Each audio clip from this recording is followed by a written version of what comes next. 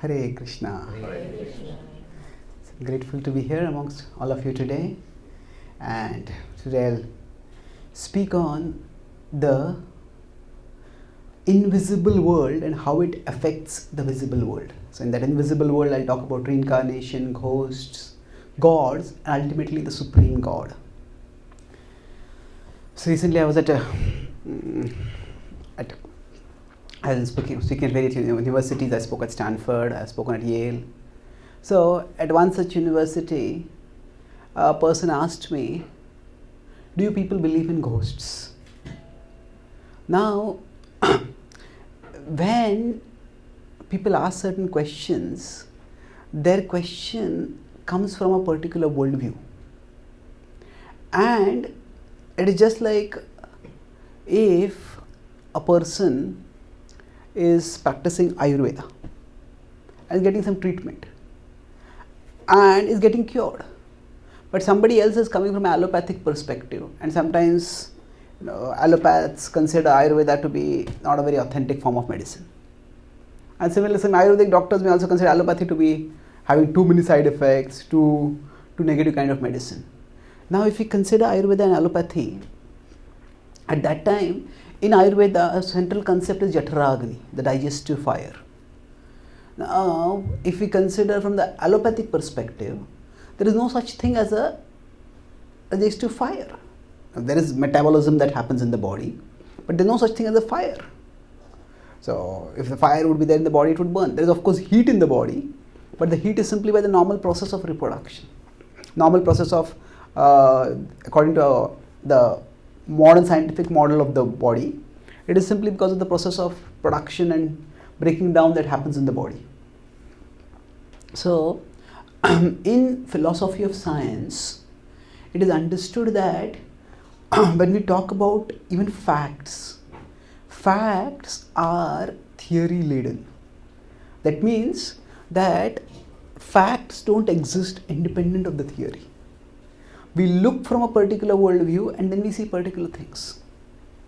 And say for example, in the day-to-day language you may say, I'm standing under the sky. Now if we look from a very critical perspective, actually there is no such thing as a sky. All that is there are clouds, but the idea that there is a ball which is covering overhead, that's not true. It's just a vastness of space which just goes on and on and on. But we often use certain usages and they work for daily purposes. So, in the normal way of living, we look at normally visible causes and visible effects. So, if this pen is on the chair and it falls down. Now, if it suddenly falls down, we wonder why did it fall down? Maybe it was kept at the edge and there was a slight wind. Whenever we normally look for effect, whenever we see an effect, we look for a cause. And whenever there is a cause, we understand there will be an effect. So, the modern scientific worldview holds that material nature is causally complete. Causally complete means that everything that happens in material nature can be explained in terms of material nature. So, when Newton saw the fruit falling, I was at I saw the tree recently when a couple of years ago when I had gone to Cambridge to give a talk on science and spirituality. That tree is considered to be like the pilgrimage place for scientists. They go and get inspiration over there. Oh, Newton came up with such a brilliant insight at this place. So now Newton, when he saw the fruit falling, he himself believed in God. But when he was asking the question, what made the fruit fall? At that time, he was not looking for the answer, God made the fruit fall. Yes, God is involved, no doubt, and he accepted God's existence. But at that time, he was looking for a material mechanism by which it would fall. So basically, science operates on, okay, there might be some non-material causes also, but let us focus on the material causes. So let's experience material things in terms of material causes. That is the approach which science uses. And science uses the word not so much material as natural. It's called naturalism. let's explain natural phenomena in terms of natural causes. And within such a worldview, something like ghosts, by the way, you believe in ghosts? What kind of unscientific person are you? So unless when we try to explain concepts which are actually from another worldview or which make sense in another worldview, we can't make it without explaining that worldview a little bit, or without pointing out the purpose of each worldview. If, for example, if I was told, okay, I had a nice meal yesterday, suppose we eat some gulab jamun or something delicious we eat. Then somebody asks, okay, can you give a mathematical equation to explain the sweetness of gulab jamun? Well, the sweetness of gulab jamun, the taste of gulab jamun is real. It's something which we experience, we enjoy, but that cannot be expressed in the language of mathematics. The language of mathematics can describe quantifiable things. So in mathematics, we may be able to describe, okay, this much was the quantity of sugar that was put in it, or this much the quantity of sweet put in it. But there is quantitative reality and there is qualitative reality. Science, right from its beginning, has focused on quantitative reality. So basically, when science started observing nature from the 16th, 17th century and analyzing it, at that time science divided the world into two kind of properties, primary properties and secondary properties. So the primary properties, they say, refer to those which can be quantifiable: length, breadth, mass, height, and these are what are measurable, and they can be put in the language of mathematics. And by using this language of mathematics, science has been able to predict many phenomena. Now, if we consider our day-to-day experience, suppose we go home and I met a very interesting person today. Yeah, tell me something about that person. He was 5 feet tall. Okay, tell me something more. Weighed 120 pounds. Oh, okay. Tell me something more. And when we want to know about people, yes, how their weight, their height. If it is something very unusual, somebody is very short, very tall, very thin, very obese, you might note that. But when we experience the world, it is not in terms of length, breadth, height, width, etc. We experience it in terms of color. Basically, we experience it in terms of sensations. Color. It is a beautiful musical performance today. Okay, how much is the decibel level? Well, the decibel level will not tell you what is the experience actually. So, the decibel level is a factor in the music, but that doesn't convey the experience of the music. So, we experience the world in terms of qualitative phenomena, not quantitative. Sweetness is a quality. Now, how can you measure sweetness? You can measure the quantity of sugar, but that does not exactly correlate with the sweetness. Sweetness is a aesthetic experience. So the world that is revealed by science gives us a lot of ability to quantify and accordingly adjust things. So a pilot, one of my friends is a pilot, he can say that I can tell at what speed my plane is moving, but can I tell what is the thrill I experience when I'm driving a plane? Now, can you quantify that thrill? How do you quantify that? It's an experience. It's a real experience, but it's not a quantifiable experience.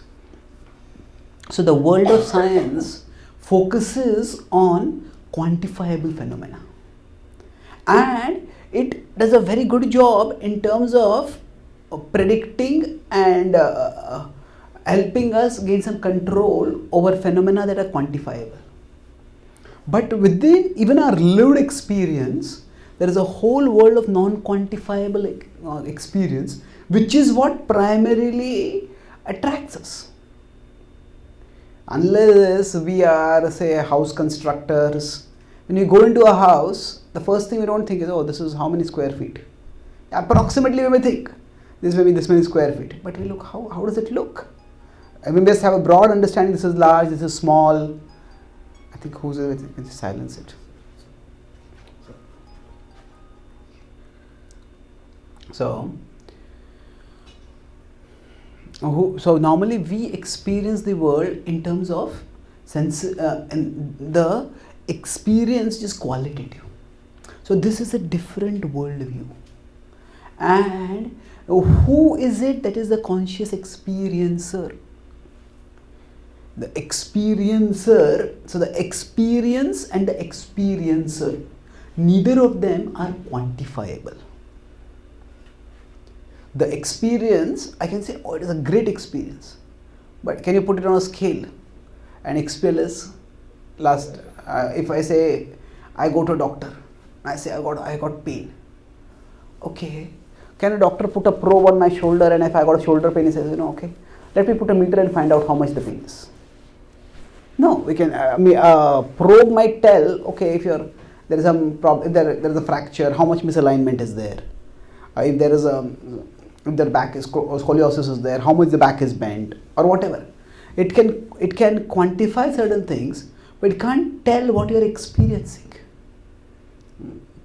Say somebody's tooth is to be removed, tooth is infected. Doctor may use a painkiller, but often doctors tell, depending on how much pain you feel, you take the painkiller. Because they can say how much the infection is there and how much that we will have to remove the tooth or will not have to remove the tooth. But they can't exactly quantify how much pain is there, and accordingly, okay, you take this much painkiller. Now, if you have more pain, you take more painkiller. Pain itself, one primary purpose of medicine is to remove pain, but pain can't be quantified. So here, the point I am driving towards is that there is the experienced world, there is the experience, and there is the experiencer. There are three distinct things. There is the world out here which we experience, then there is the experience of the world itself, and there are we the experiencer. Now science does observe the world around us, but it focuses on only one particular aspect of the world. But there is much more to the world beyond what science quantifies. So if we try to say, with a scientific worldview, can you establish the existence of ghosts? Can you establish the existence of soul? Can you establish the existence of God? Yes, we can do that to some extent, but it is indirect. From the scientific perspective, what to speak of the existence of ghosts, you cannot even prove your existence or my existence. What do you mean by I can't prove my, or obviously I exist, you exist. But if you see the self, we are all conscious beings who are observing each other, now interacting with each other. But from the scientific perspective, where is the self located? In the brain, but where in the brain? In the heart, where in the heart? Science cannot locate it. Now, obviously you exist, I exist. But the world of science focuses on quantifiable phenomena, and the self is not quantifiable. So now science can't prove that the self exists. But science could not prove anything if the self did not exist. The self is the basis of all knowledge.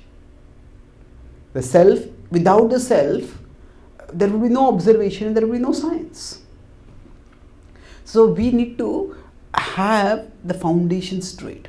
What is the most fundamental reality that we experience?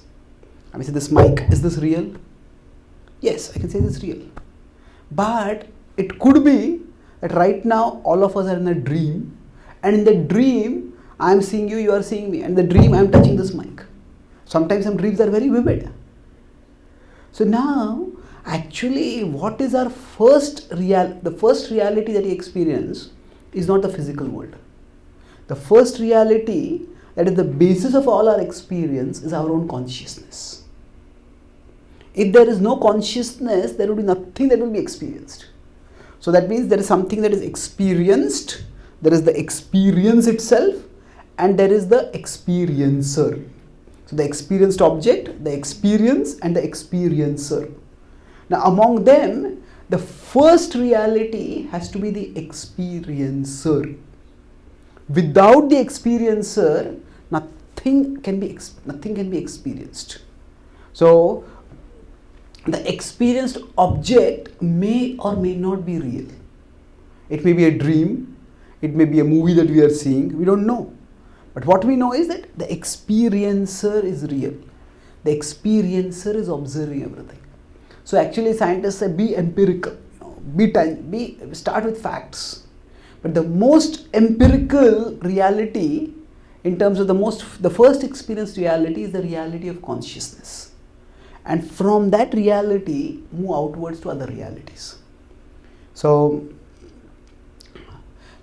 now I talk about the experienced object, the experience, and the experiencer. These three things are there. So these three, the Bhagavad Gita explains, correspond to three levels of reality. The experienced objects exist at the physical level of reality. Then the experience for us, most of the times, it happens at the mental level, at the subtle or the mind level of reality. And the experiencer is spiritual. The experiencer is the soul. So science focuses only on the experienced objects, and not only on the complete experienced object, the quantifiable aspect of the experienced objects. So that's why subtler aspects of reality are no longer not perceivable. So I would like you to do, all of us to do a simple thought experiment.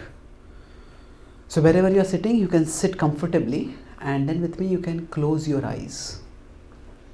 And as you close your eyes, now you can take 3 deep breaths with me. 1, 2, 3. Now with your eyes closed, look at what you see in front of you. Because your eyes are closed, you can't see anything in front of you physically, and yet there appears to be something like an inner screen on which different things may be seen. You may see this room, your home, your car, your loved ones, your phone, your purse, your food. Various images may come and go on that inner screen, or you might just see a dull haze of different colors on that screen. Now whatever you specifically see on that inner screen, try to take a step back now and try to catch sight of who is it that is looking at that inner screen. You can see the inner screen. Instead of focusing on that inner screen, try to look at the inner seer. Try once again, take a step back and try to catch sight of the inner seer. No matter how many times we step back, the inner seer steps back with us. What we are looking for is what we are looking with. You are that inner seer. So the inner seer is the soul, the consciousness. The inner screen is the mind. And the outer scene is the physical world. Now you can take 1 deep breath and you can open your eyes.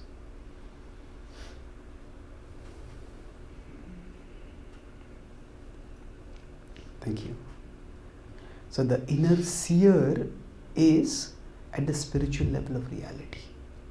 And when people talk about, say, phenomena like reincarnation or ghosts or gods, this is not at the physical level. So this is because science focuses on the physical level, and not just the physical level, the measurable physical level. So we can't directly perceive any of this at the physical level. What we can perceive is the effect of it on the physical level. So now, some of you have been given this book, Reincarnation. You can open page 235. Is it 235 or 233? 235. There are two, and the next page also has an image. 237. Yeah. So 235 first talks about. You can see that image where there is the body, and then inside that there is a subtle body. So basically, maybe before that, let me open the book here. So basically, I talk about these three levels of being: the soul, body, and the soul, mind, and body. Now, normally speaking, right now, the soul is, say here, the mind is around it, and the body is around it. But when the soul leaves the body at the time of death, at that time the soul and the mind go out of here, and then they go into another physical body. Now, because science focuses on physical reality, what happens to the soul when it goes from it can't perceive the soul, it can't even perceive the mind. But the mind is something which we very vividly experience, and it is the basis of all our it is the channel through which we experience everything. So now, sometimes when the soul is leaving one body and going to another body, at that time the soul may not get another body. So when the soul does not get another body, at that time, you see in the diagram that the soul along with the subtle body. The subtle body, I am generically using the word mind over here to describe that. So that is the ghost. So the ghost basically is a disembodied soul, a soul without a physical body, and they exist at the subtle level, not at the spiritual level, at the subtle or the level of the mind. Now, we can't perceive ghosts directly, but sometimes they can exert influences at the physical level. So, for example, suddenly a door you may have seen in some movies about ghosts. Suddenly a door opens and you don't see anyone over there. How does the door open? So, although they are non-physical, they can sometimes have physical effects. So that's how the physical effect may be in terms of the door opening or door shutting. Or another way they can have, basically they interact with the physical level at three levels. There is communication, apparition, and possession. So that means, right now if you consider, certain thoughts come in the mind, and how do the thoughts manifest at the physical level? So right now I decide to speak something. Now I as a person think about it, and then the words come out at the physical level through the throat. Now I don't know the mechanism. I just desire to speak something, and then the thoughts come out. The exact mechanism by which the throat produces those sounds is something unknown to me. But what I do know is that actually when I desire to speak, accordingly the physical reality is manipulated. Our physical reality is changed in such a way that whatever I want is expressed. Sometimes it may happen that, say, some people stammer. They want to speak something, but the throat doesn't express those words. Now, they may stammer because of some biological problem, or sometimes they may be so disturbed, so fearful that they may stammer. Sometimes it happens that some people, they had a habit of stammering. By practice they overcome the habit of stammering, but then afterwards, if they're suddenly very angry or very fearful or very overwhelmed by emotion, again they're not able to speak coherently. They start stammering. So basically, the desire to speak comes from the spiritual level to the subtle level, and it gets translated to this physical level. So how is this done? We don't know. We don't do it. We just want to speak, and the speech comes out. There is a whole subtle mechanism, and that mechanism is arranged by the super soul. So the super soul is the controller of matter, mind, and spirit, of physical, mental, and spiritual, all levels. And he arranges for the interconnection between all of these. The super soul is there even with the ghosts. The super soul always accompanies the soul. Super soul is the guide. So now, just as based on our karma, some of us, we may have eloquent speaking capacity, and some of us may struggle to speak even a few coherent words. Most of us will be somewhere in between. So similarly, just as by past karma, different people have different amounts of capacity to control the physical body. Similarly, ghosts also, they, by the arrangement of the super soul, they can sometimes affect the physical level. How do they do that? That is through the mediation of the super soul.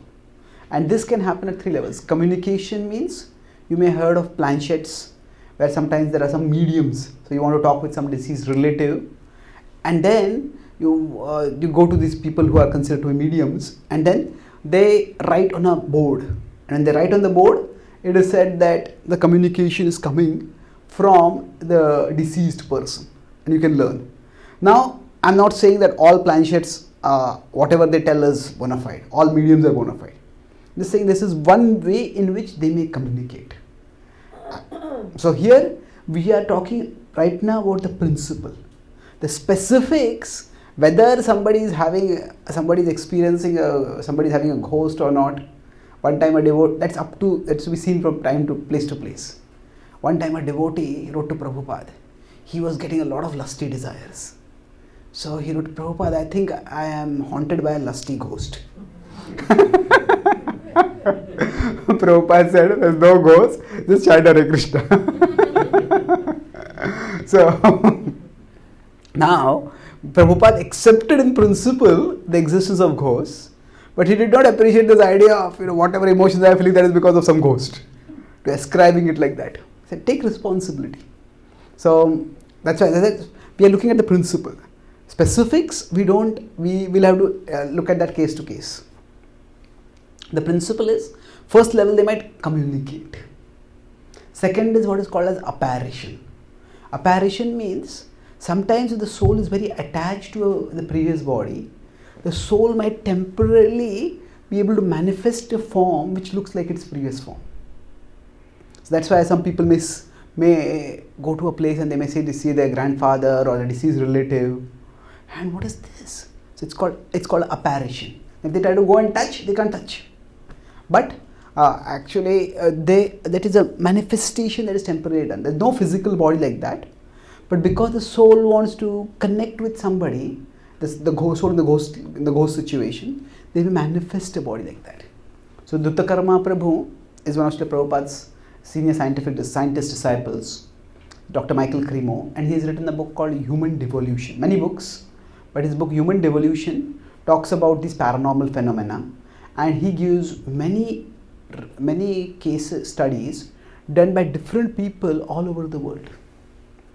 Different respected scientists also, respected researchers who have in different parts of the world documented phenomena like this. Like some people see some apparition, and sometimes this communication comes and it's accurate. And beyond that, there is possession. Now if you look at the next page, in possession, what happens is that the soul, so say I am a person now, I am in this body. The soul is there, the mind is there, and the body is there. Now another soul who is disembodied, who is a ghost, that ghost enters into this body. And then during that period, there are 2 souls in that body. But the ghost dominates the body. So there are well documented cases, again by Ian Stevenson, who is a prominent researcher. He documents a case of a woman in Nagpur, in a small village near Nagpur.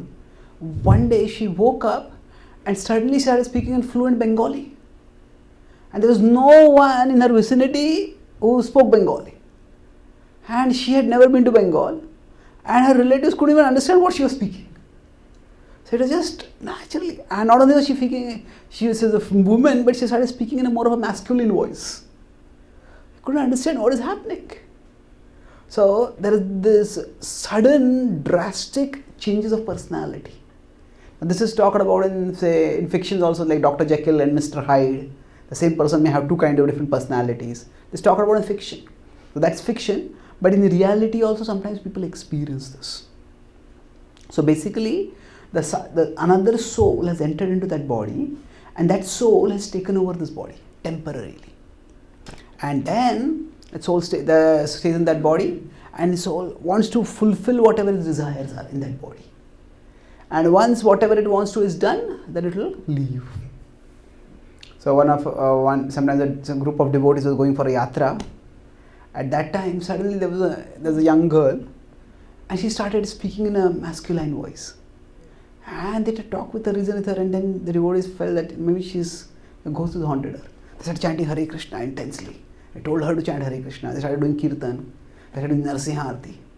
So that ghost, she spoke in a male voice. He says, you are going to Mayapur, I also want to go to Mayapur. Don't drive me away. After I reach Mayapur, I will myself leave. And now the devotees were, so this was a devotee ghost. And that's what exactly happened. And she got to Mayapur, so she came back to normal. And then she asked, hey, where am I? She had no memory of the whole journey. So what happens when the soul becomes dormant? There's a dominant soul and there's a dormant soul. When the dominant soul comes up into the body, then the soul who is there becomes dormant. And then just doesn't know what is happening. But then, come back. Where am I? What did I do? It's as if they come back to awareness. So now this is basically the subtle level of reality affecting the physical level. So here our point is not to establish the existence of ghosts. We are not talking to skeptics. Our goal is not to establish that ghost exists. Our goal is just to explain the subtler levels of reality. There is much more in the world beyond what science perceives and what we can quantify. It's interesting that even science has actually moved more and more from the visible level to the invisible level.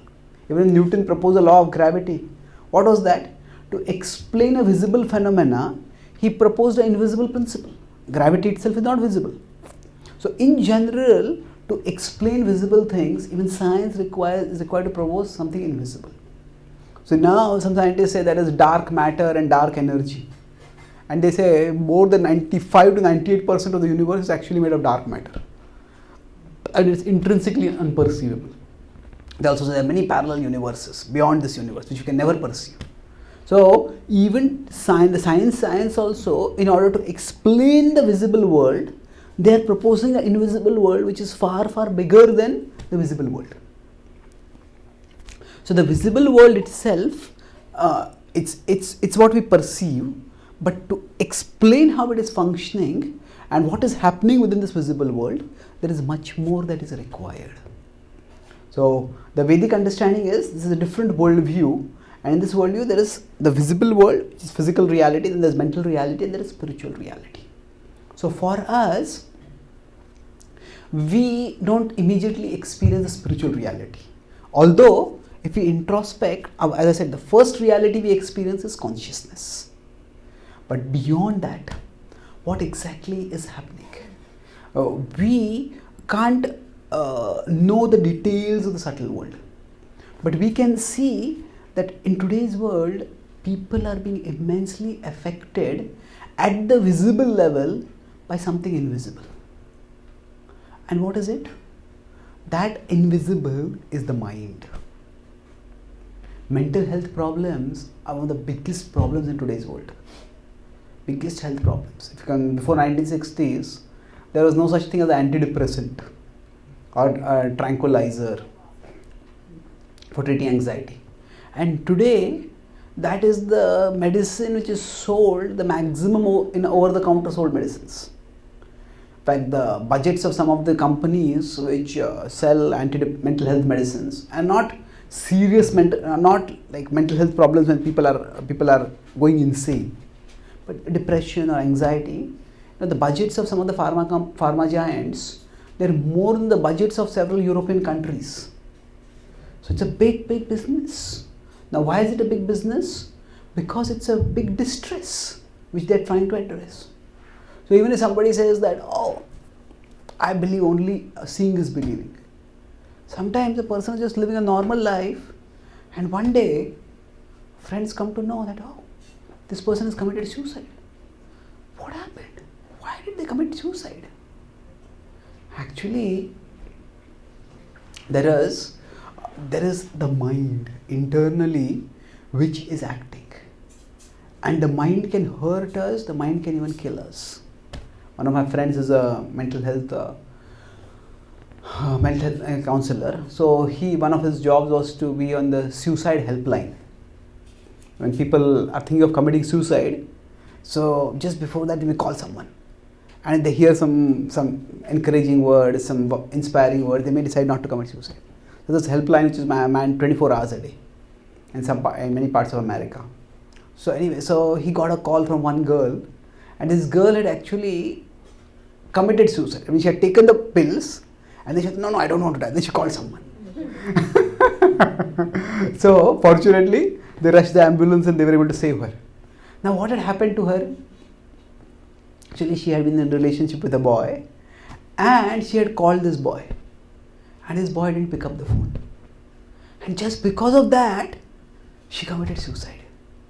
Tried to commit suicide. See, so many times you don't pick up people's phones. Why would somebody commit suicide because of that? But what was happening was the event of somebody not picking up the phone, that is trivial. And the event of committing suicide is horrendous. Now, if earlier I said that science considers that there is causal completeness, and everything at the physical level can be explained in physical terms. But it's like, if I tap this and this just flies in the opposite direction and hits someone on the head. It's such a tiny force. How could it hit so much? How could it go so far and hit someone so hard? So this is like somebody not answering a phone call, the trivial event, and it's a colossal consequence. Somebody trying suicide because of that. So this is not explainable at a physical level. What has happened is something has happened in the mind. So in the mind, he didn't pick up my phone. That means he doesn't love me. Maybe he's with someone else. Maybe he has left me. Maybe no one will love me. In future I form a relationship, they will also leave me. I'll be all alone. All my friends will be in relationships and I'll be alone and they will have pity on me. What is the use of living such a pitiable life? Better let me end my life. So how the mind can interpret an event, that is quite unpredictable, because each person has a mind of their own. And that's why the mind may be triggered by physical events, and the mind's thoughts will have a physical consequence. But in between, what event will lead to what consequence, we don't know. Sometimes we just tell someone, can you just pick that up? Small thing we tell them to do, and they just explode. Why you like this? You like that? You are always fault finding. You are this. You are that. What did I do? What did I do? So what has happened is they had something going on in their own mind, and that disturbance, that distress, that anger, they're just taking on us. Normally, among the various anarthas like lust, anger, greed, anger is somewhat different. Normally, if say greed is there, if I desire a particular object, usually the trigger for that emotion and the target of that emotion are the same. Now, if somebody becomes greedy, I want this new phone, I want this new house, I want this new car, then the trigger and the target are the same. Similarly, with lust, if somebody gets sensually attracted to someone, the trigger is there and the target is there. I want to have a relationship with that person. But with respect to anger, sometimes the trigger is one thing and the target becomes something else. This person made me angry, this person did this, this person did this, this person did this, and then all the accumulated frustration from the last 10 people, on the 11th person we download it. So from the 11th person's perspective, I just spoke one word. What happened? So the mind is something which we all really experience. Firstly, in terms of the emotions that we get, and in terms of the emotional reactions that we get from others to our actions. So in terms of the experience reality, the mind is real.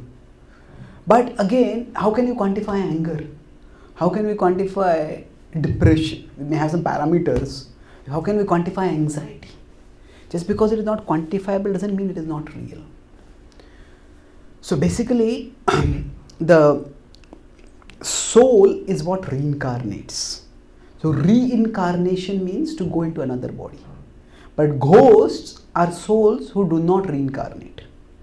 They stay disincarnate. Disincarnate means without any body. Karna means flesh. Carnivorous animals are those who eat flesh.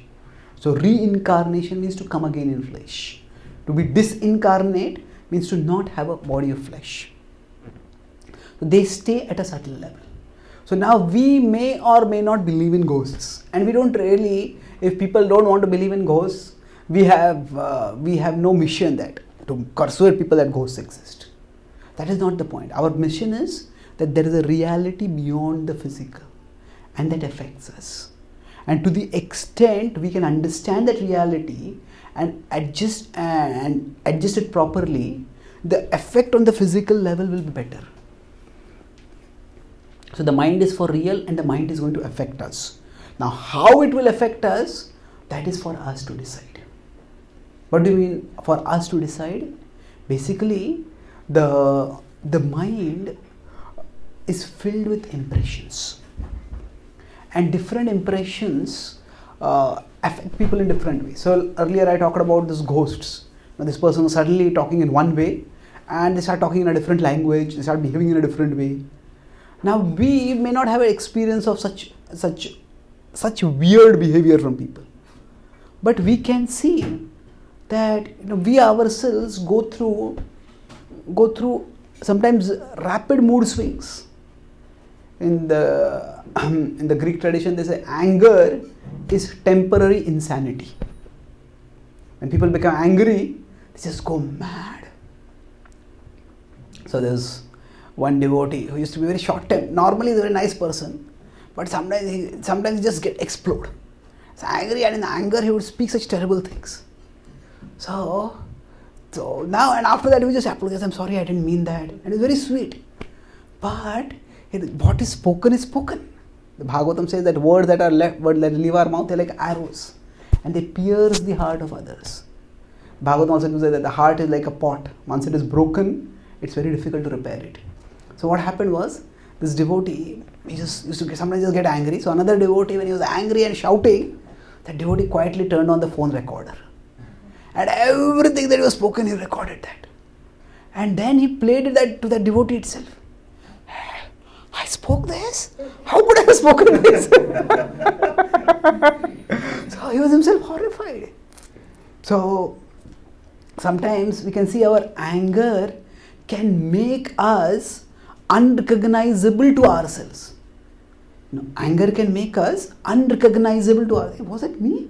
How could I have said that? Similarly, lust can also make sometimes good people do terrible things. So sometimes greed or any of these anarthas, they can make people do terrible things. So we do see this effect of the mental on the physical. So the point of talking about ghosts, we may not have experience of ghosts, but just as ghosts could cause a dramatic transformation in people's behavior, we see that similarly a transformation in our behavior or other behavior also happens. And that's because of something that is going on in the mind. Something at a physical level is normal, everything. But at the mental level, what is going on in whose mind, we don't know. So just like a computer may look very good, new, but inside the computer there is a virus. It looks a brand new computer, but we turn it on, nothing is not turning on, or there's no data, all the data has been deleted. So like that, inside us there are these anarthas, and these are like viruses in the software of the mind, and they are all working. So just as if somebody is haunted by a ghost, at that time there are exorcists. Exorcist means they go to some people and they chant some mantras and they do different things by which they try to exorcise. They try to drive out the ghost from the persons. So now there are people who don't believe in reincarnation. So, for example, in my book, The Demystifying Reincarnation, there's a case of inter-religious reincarnation. Some Hindu becomes a Muslim, or a Muslim becomes a Hindu.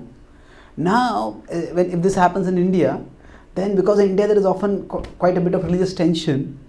So, say the Muslims don't want to. There's a case of Naresh Kumar Raidas, who was earlier Mushir Ali Khan, and he became Naresh Kumar Raidas. And there's a whole case detailed described. But the point is, this Antonia Mills was a researcher from an American university. She went to do research, and when she was doing the research, she found that when in Muslim families, if a child claims, they say that I was, she's my mom, I live there, my mother lives there, my father lives there. They think that this child is haunted by a ghost. And often the same rituals that are done to try to exorcise a person, they try to do that. So sometimes they would take a small child, 4 or 5 year old child, and put that child on a potter's wheel. And just get the potter's wheel to move. They think that, okay, the air in the head must be disturbed. So just make the body round and round and round and round and round, then the ghost will be forced to leave. So, even the recollection of the past lives, sometimes they think that this is just like a ghost. But the child is doing something unusual, which most children don't do. And it's not a ghost, it's just a memory from a past life. But it can be equated with a ghost. The Chaitanya Charitamrita, it is said that bhukti and mukti, the desire for worldly enjoyment, this is like a ghost or a pishachi, a witch that haunts us. So just as if somebody is haunted, at that time the person is taken to exorcist and mantras are chanted, and then they try to drive out the ghost. So similarly, for all of us, we may or may not believe in ghosts, but the point is, we can understand that the mind is prone to give out ideas or to give out thoughts, to trigger emotions that can drastically alter our life course, and we need to guard ourselves from it. So at one level, when we chant the Hare Krishna mantra, when we practice bhakti yoga, we want to ward off the ghostly emotions, desires, impressions that are there in the mind. Just as ghosts, if they possess us, they will make us behave in crazy ways. Similarly, the mind can give us propositions. Come on, eat this, watch this, do this, go there. And if you just give in to that, we'll get carried away. And the mind has, I'll conclude with 2 examples. The mind has, we could say, various trains within it. Now, train of thoughts. If we go into a train station, and there are many trains over there, and we need to get into the right train so that we'll get to the destination. And once we enter the train and the train starts moving, it's very difficult to come out. Many of these trains, the doors are also closed. In India, at least the doors are open because there are so many people there. They have to keep the doors open. But in the Western world, mostly the doors are closed. So as the train has started off, it's very difficult to come out of the train. So like that, inside, we can say our inner world is like a train station. And in that, there are many thought trains over there. And as soon as we focus on any thought, so for this girl who just attempted suicide, what happened? She was just thinking, oh, he did not pick up my phone call. Why did he not pick up the phone call?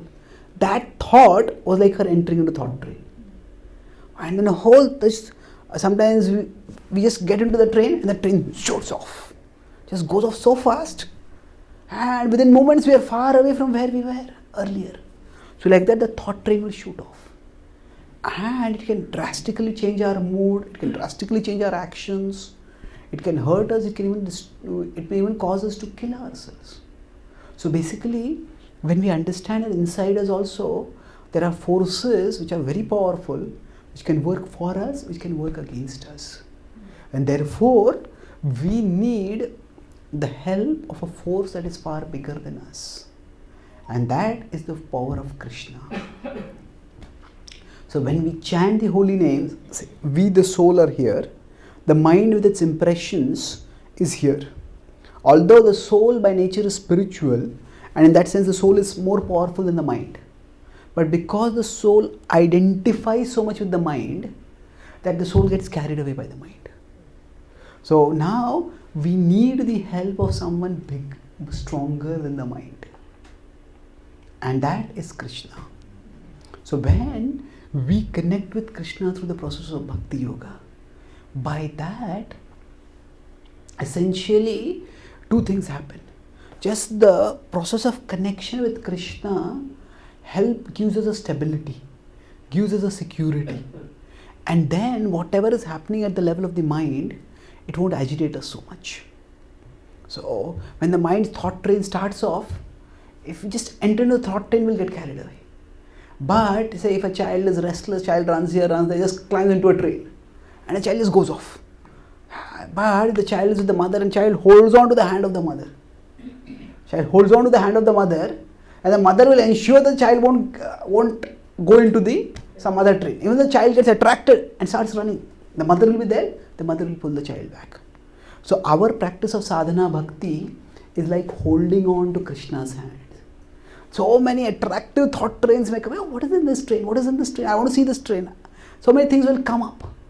But if we hold on to Krishna, then even if we get captivated by certain things, we won't rush off into it. Our connection with Krishna will hold us back. Now, of course, Krishna wants to hold us and Krishna wants to protect us always. But at the same time, Krishna doesn't go against our free will. If we strongly desire, I want to do this, then Krishna will let us do it. But if we strongly show Krishna that, Krishna, I don't want to do this, so then Krishna will protect us.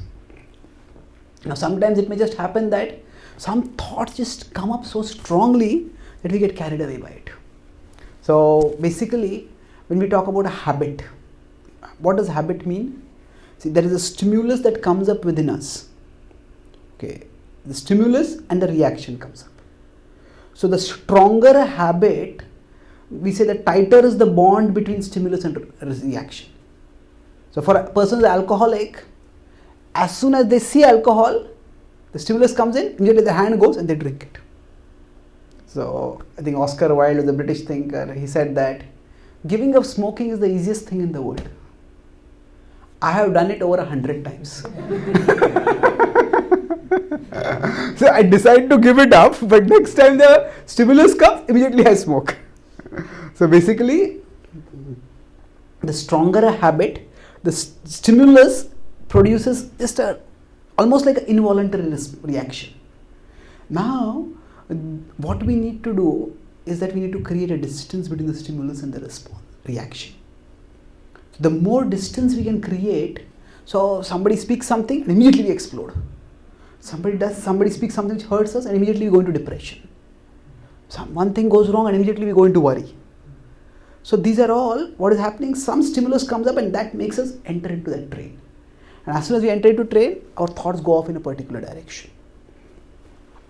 So at that time, what do we do? One thing is if we stay steadily connected with Krishna. But the other is with you use our intelligence to identify what is happening. Rather than saying, I am feeling angry, we just preface it with, the mind is saying, I am feeling angry. I am feeling very disheartened. The mind is saying, I am feeling very disheartened. I am scared. The mind is saying, I am scared. So if we just preface whatever thoughts are coming, they're not our thoughts. They are the mind's promptings. Now the mind may be scared because there is something scary actually. That also needs to be addressed. It's not that just because the mind is saying means we neglect it. But by prefacing, the mind is saying, what will happen is we will create a distance.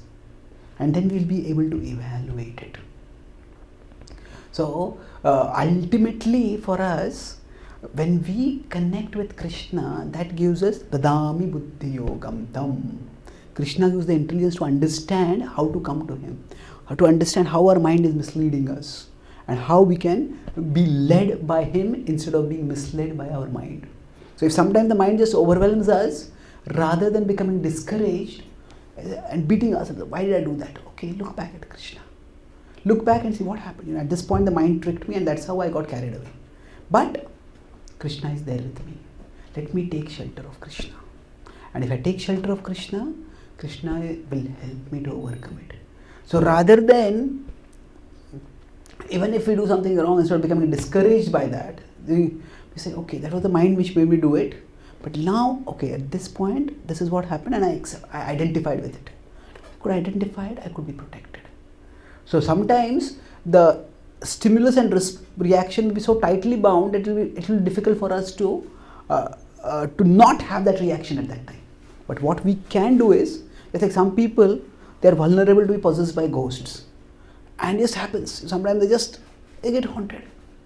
But then, if they can't control what happens at that time, but they can control what is happening in the remaining time. They are told, I knew one devotee who had this problem. So he was told that, chant the Narsimha prayers. Read the 7th canto of Srimad Bhagavatam. Fear Narsimha Kavach. Narsimha Dev is our protector. So then, now, there are certain phases in which we may not be able to do anything. But apart from that, what do we do in the remaining time? Similarly for us, sometimes the mind may just prompt us in such a forceful way that we may not be able to do anything. But what do we do in the remaining time? If in the remaining time we are taking shelter of Krishna, we are sharpening our intelligence by understanding Krishna's message, and we are strengthening ourselves spiritually by connecting with Krishna, and gradually when those phases of insanity start coming, we will be better equipped to resist them. And over a period of time, they will become weaker and eventually they will disappear. So for us, the subtle reality is important, but the spiritual reality is the most important. If we connect with the spiritual reality, then the subtle reality will no longer affect us negatively. Whatever specifically may be there, whether it is paranormal beings or whether it is our own mind filled with many impressions, but by taking shelter of Krishna, we can go beyond the influence of the subtle by taking shelter of the transcendental. So I'll summarize. I spoke today on the topic of reincarnation, ghosts and God.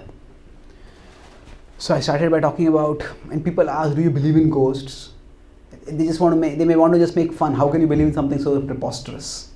But before we can talk about specific concepts, we have to understand the underlying worldview.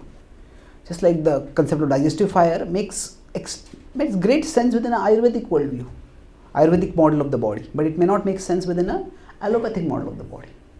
So when people today live in the world where they are educated by science has a particular way of looking at the world. That is, it looks for the visible world, and even that within the visible, the measurable aspect of visible reality. That they consider the primary qualities, and secondary qualities are those which are non-tangible, like color, fragrance, taste. So when we experience the world, we experience it primarily in terms of colors, tastes, it's emotions that stimulate. But emotions, although they are real, they cannot be quantified. So just by this, medical science is meant to heal pain, but pain can't be quantified. So by this, we can understand that the world that science describes is not exactly the same as the world we experience.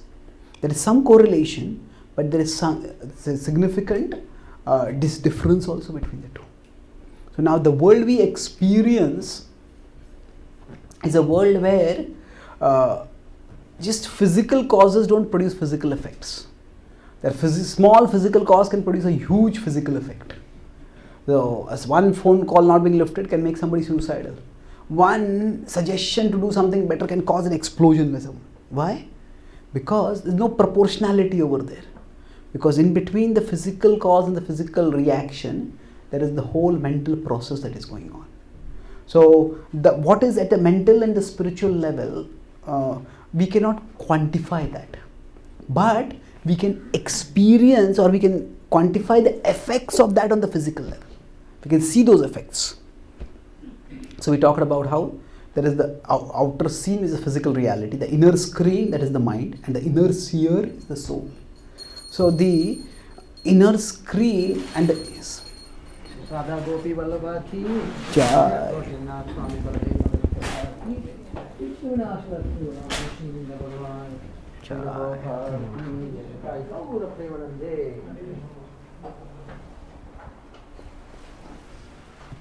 So the physical reality is affected by what happens in subtle level. Consciousness is the most empirical of all experiences. Without consciousness, nothing we can experience.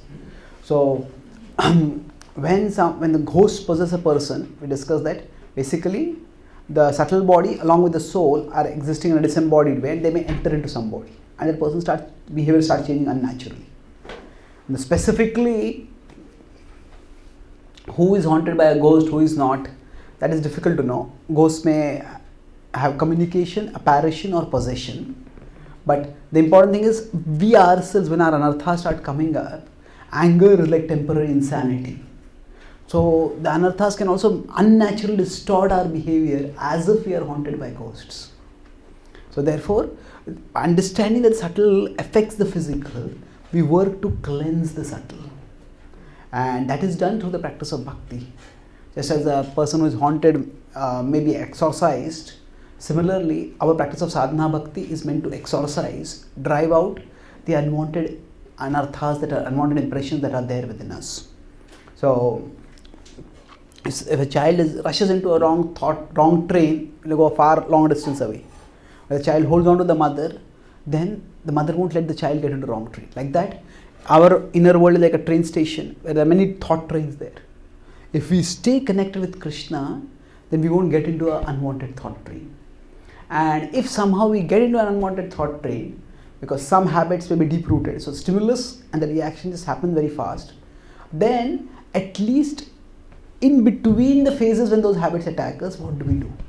At that time we are connecting with Krishna steadily by the practice of bhakti, and we are trying to purify ourselves, strengthen our intelligence, then those phases will become lesser and lesser influential on us.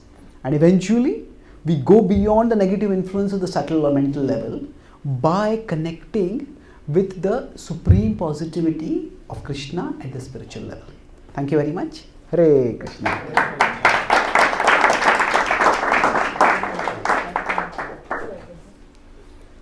So are there any questions or comments? Oh, you're already there.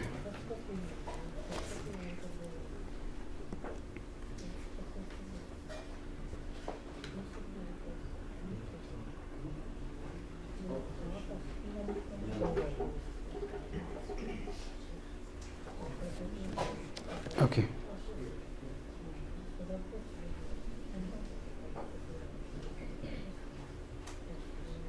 What is this question? Why do some deferred souls?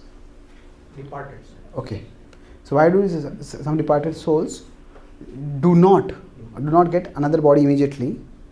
Why do they have to stay in limbo? It depends on karma. So sometimes I said in suicide, a soul basically is supposed to live in a body for say 60 years. But that person commits suicide at the age of 35. And for the next 25 years, they are not by karma meant to get another body. So it's like the government is going to allot us some houses to live in. Now for 3 years you live in this house, next 3 years you live in this house. But after 1.5 years, I just burned down my house. The government says, we're not going to give another house. So you stay homeless at that time. So like that, and sometimes because of suicide, a soul may has to stay in a disembodied state. And sometimes because of some other, some strong attachment, very strong attachment is there to a particular body or a particular situation, the soul may just not want to go to the next body. That's why I hover around for some time. So that's how some souls may have to stay in limbo at because of either some self-destructive karma or some strong attachments. And what triggers the soul to get another body? It's primarily nothing triggers the soul per se. The super soul guides the material nature's planning to give the soul a body according to its desire, according to desire and its karma. The soul doesn't want to leave the body exactly, the present body, whatever it is, because it's attached. But by the karma, by the desire and the karma, the soul gets a new body. Just like when we leave a house, based on our budget and our preference, we'll purchase a new house. Yes, and mukti means no reincarnation. Yes, we get an eternal body by which you go beyond our temporary body.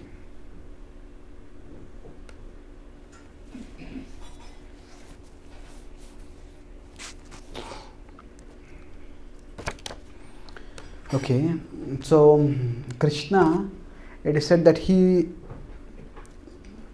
when he did not desire to keep his body in this world any longer. That's 11:31:13 says, and then Rukmini and others, they entered into the fire. So, in which Krishna's body was being burned. How can fire burn Krishna's body?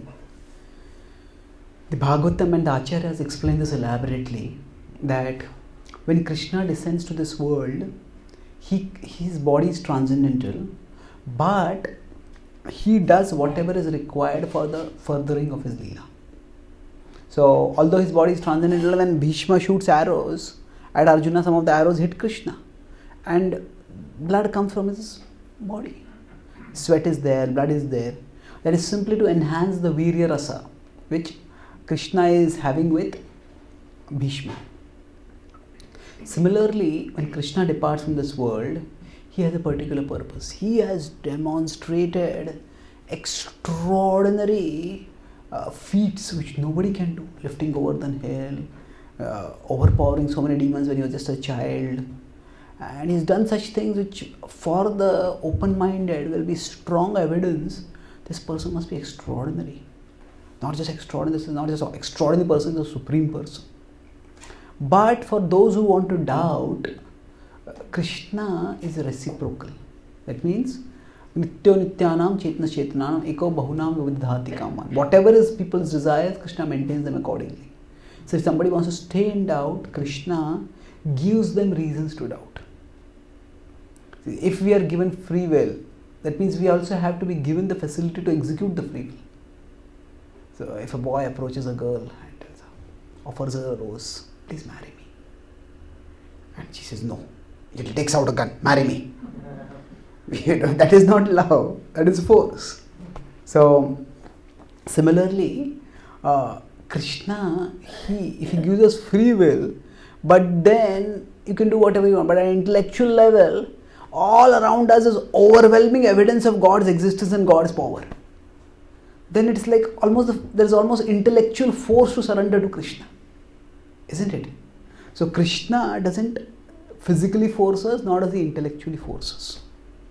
So he gives adequate evidence for those who want to turn towards him and surrender to him. But for those who do not want to turn to him, he also gives them some evidence. So Krishna's departure, where apparently he leaves his body and goes, that is one such Leela, which is meant primarily to give doubters reason to doubt.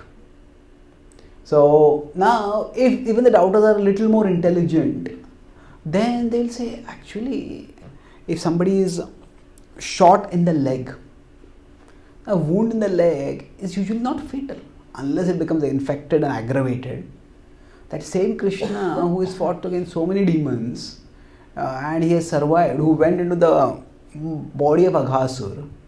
The Bhagavatam gives the example, he went into the abode of Yamaraj and he got back the sons of his guru, Sandipani Muni, who had been killed. So how could that person be killed simply by an arrow, and that too hitting the leg, not the heart or the head? So from the objective perspective, if you see, this is simply a Leela. And Krishna leaves the body behind. Krishna acts as if that arrow killed him. He had his own plan to depart from the world. And Krishna created, just like we have Maya Sita, who was left behind, and Sita and Ravana took that. Similarly, Krishna left a Maya form, which looked like his form, but it was not him. So that is simply for the doubters. And yes, at that time, eventually, that whole Leela is orchestrated in such a way that those who want to doubt, they will doubt. But those who want to have faith, they can look at the whole world, whole lifetime of Krishna, and they can see such a wonderful person. So if we go into a 100-room mansion, and 99 rooms are spick and span, but one room is untidy. Now we can say, hey, this room has no care, this mansion has no caretaker. Why? Because this room is untidy.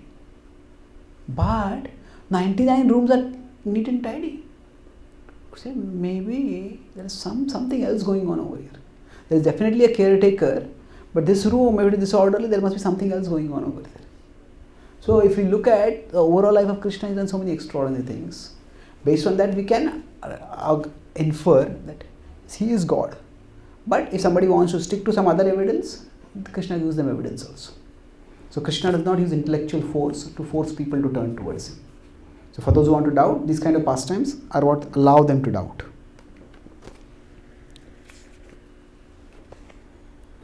After how much time does the soul who departs enters into another body? This is variable depending on karma, because sometimes the soul may have to go to lower planets, hellish planets. Sometimes the soul may have to go to lower species. Sometimes the soul may come to a human species again. So what happens in the transition, we know at different levels in the universe, time also flows at a different pace. So that's why there's no fixed time duration. Garuda Puran talks about sometimes the time duration, but that is not specific, that is not necessarily same for all people. So it will vary from person to person, how long it takes for which soul to get into another body. Yeah, and a ghost eventually gets a body. After the period of disembodied stage is over, then that karma which is to be experienced, that gets over, the soul gets a new body.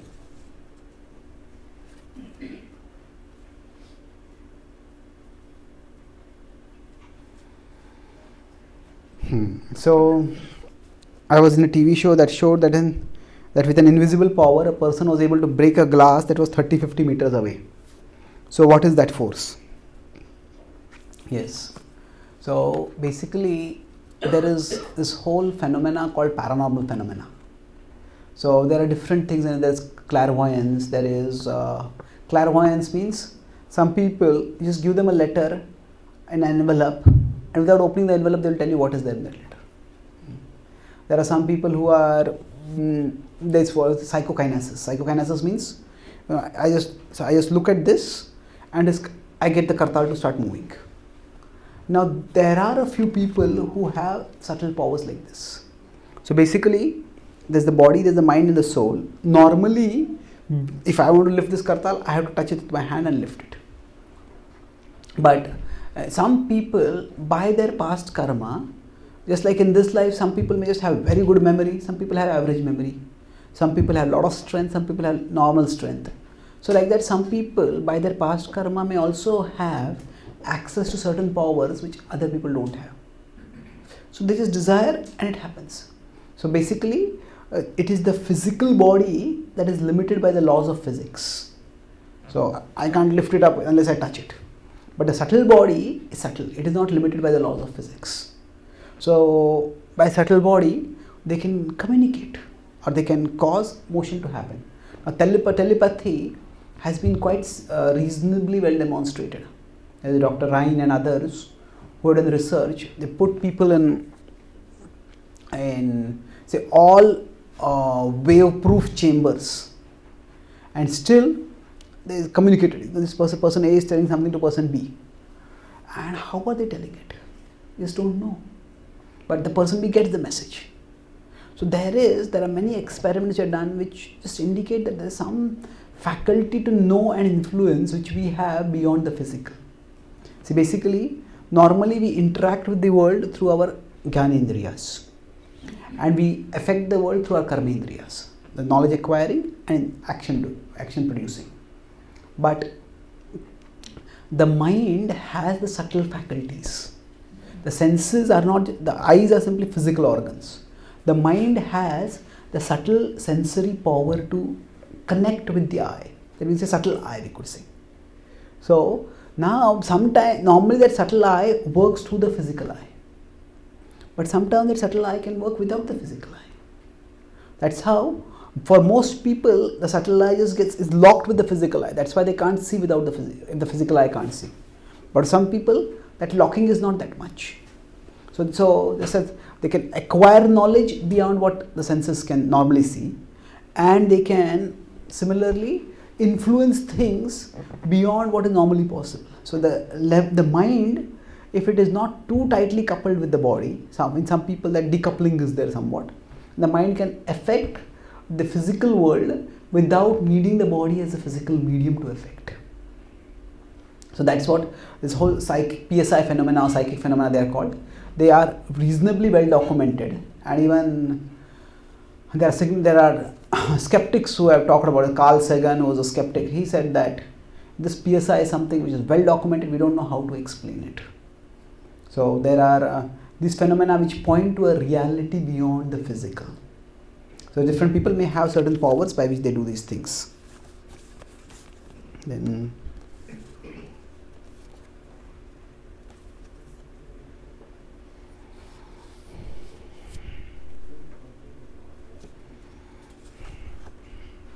so if somebody is having, say my brother is having depression and he's taking pills, the antidepressant medicines, but it's not helping, he's chanting some rounds. So, but how he's not able to get out of insomnia? How can he lead a normal life? In general, the mental, what happens at the level of the mind, it can be influenced in three ways. So the mind is the interface between the body and the soul. So sometimes something may be wrong in the brain structure or brain chemical composition may be disturbed, and that may affect the mind. So if there is a clear documented brain structure or brain chemical imbalance, then medication is not only advisable, it is essential. But if that is not the case, many times doctors just give medicine, you're feeling depressed, you take a medicine. There's nothing wrong in the brain specifically, but it's just given as a quick shot, as a quick fix. That kind of dependency on medicines is not good. So we are not entirely against brain medicines, but at the same time, the tendency to give some medicine to deal with emotions as a first resort, that's not a very healthy thing. So one way is that if there is a chemical or structural imbalance, take medicine, that's required. Second is that the mind is influenced by thoughts. So psychiatry is where medicines are given. Psychotherapy is where a person is helped to process the thoughts at the level of thoughts, by talking, by analyzing, by discussing. So if somebody is burdened by certain kind of thoughts, then how do they deal with that? That's explained. So if there is counseling, if something is burdening their mind, then giving them a proper connection with some counselor or a trained devotee through whom that can be dealt with, that can help. But beyond that, the process of bhakti helps us give us the shelter of Krishna. And when that shelter of Krishna comes, then it becomes easier. Basically, when depression is happening, what happens? I talk about this inner screen and the inner seer. So the inner screen is normally meant to act as a window by which we see the outer world. But in the case of depression, the inner screen becomes like a TV, and that starts showing all the things that have gone wrong in our life. This went wrong, this went wrong, this went wrong, this went wrong.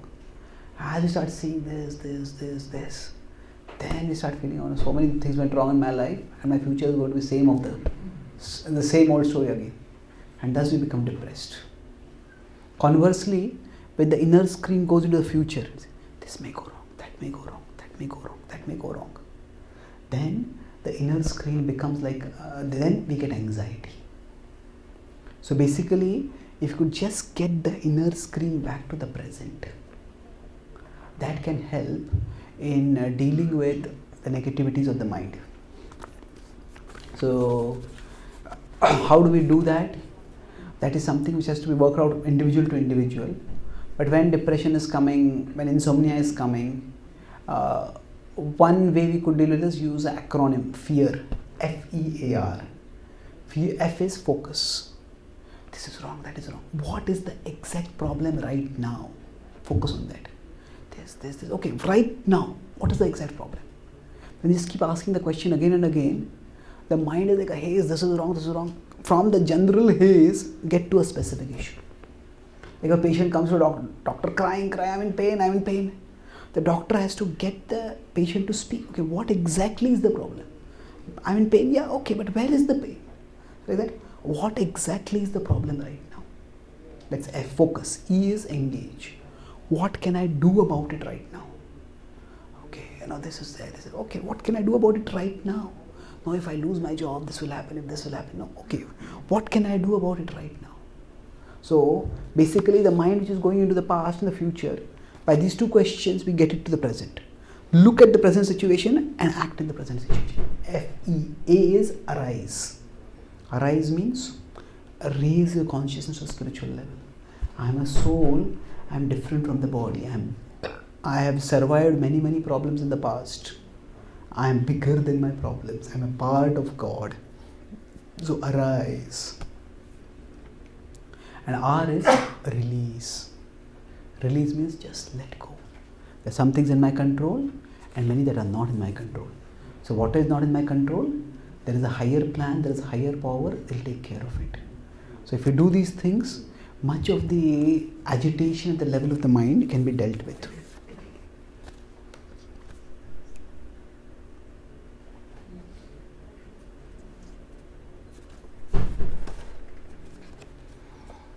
So while there are many important or meaningful topics to discuss in Krishna Bhakti, why do you choose such an esoteric topic like this? What do you learn from this? What do you want to learn from this seminar? What do you want us to learn from this seminar? Basically, 3 points. First is that there is an increasing incidence of mental health problems, and my point was not to talk about ghosts. My point was to address the mental health problems by comparing it with a scary alternative, with a scary reference point, which will make us take the mind more seriously and take the measures to deal with the mind more seriously. Second was that I talk about ghosts, so just to show the explanatory potential of Krishna conscious wisdom. There are many phenomena which science may not be able to explain, but Krishna consciousness can explain that.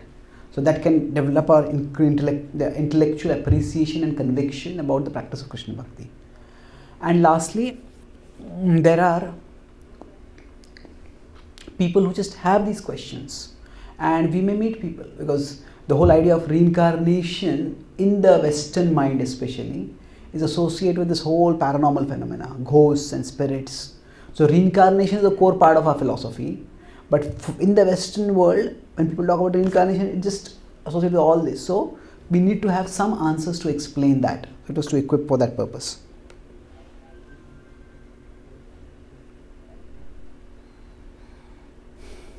Okay. How does the soul who has not reincarnated exhaust his karma? That is by experience. Even the ghosts also, different ghosts may go through different kinds of experiences. It's like if you consider animal bodies, the dogs are not doing any karma, but some dogs live in luxury as pets of millionaires, and some dogs live, you could say, in misery as street dogs who are beaten by whoever passes by. So why are these two dogs in different situations? That's their karma. Sometimes there are again ghosts also who may live in great distress, constantly craving for this, craving for that, lamenting over this, lamenting over that. And some ghosts may not be in relatively less distress. So whatever karma they are meant to bear in their ghostly body, they will bear, and then after that they will get a new body where the remaining karma will be exhausted. What is the difference between ghosts, ESPs and prodigies? So they are very different. Ghosts, as I explained, are souls without physical bodies, existing only in subtle bodies. Extrasensory perception refers to a person in a normal embodied state, but having a capacity to perceive beyond what we normally perceive. That is because their mind is not locked to the body as it is in most cases, and their mind has certain powers by which they can perceive certain things. And prodigies are simply people who are able to do things in an extraordinary way which we are not able to do. Say somebody is a maths prodigy.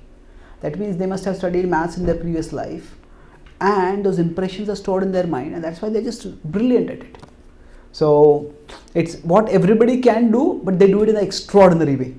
That is prodigies. ESP means what people can't do, they're able to do it. And ghosts means they just don't have a physical body. So they are very different concepts. Okay, last question, then we'll stop. Others I can talk on a one-to-one level if we have time. Can a ghost affect a devotee? In general, a devotee is protected by Krishna. But protected by Krishna doesn't necessarily mean that there will be no problems in the world.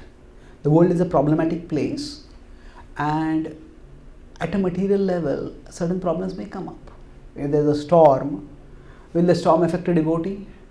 Yeah, we are living in the material world, it will affect a devotee also. So similarly, if some people have some karmic situation by which certain karma is going to come in a particular way, that karma will come. Normally we say if somebody is practicing bhakti, they will never lose a human body. They will always get a human form. But Bharat Maharaj got an animal body, he got a deer body. But although he got a deer body, he did not get deer consciousness. His consciousness was like a serious spiritual human being, even in a deer body.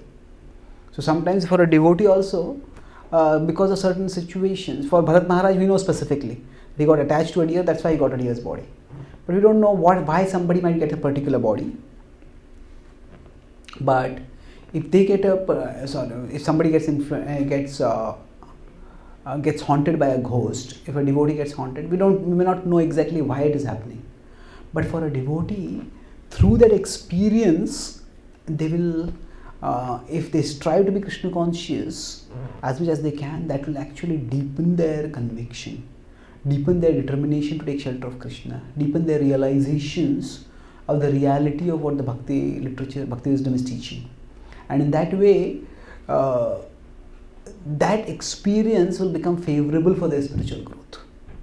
So, for a devotee, the routine problems of material life may come, but if the devotee takes shelter of Krishna, those problems become prompts for the devotee to go deeper into Krishna, relationship with Krishna. In that sense, being haunted by a ghost is inauspicious, but the effect of that haunting for a devotee will be auspicious, because the devotee will move closer to Krishna. Thank you very much. Shri Prabhupada ki, Gaur Bhakta Vrinda ki, Gaur Premanand.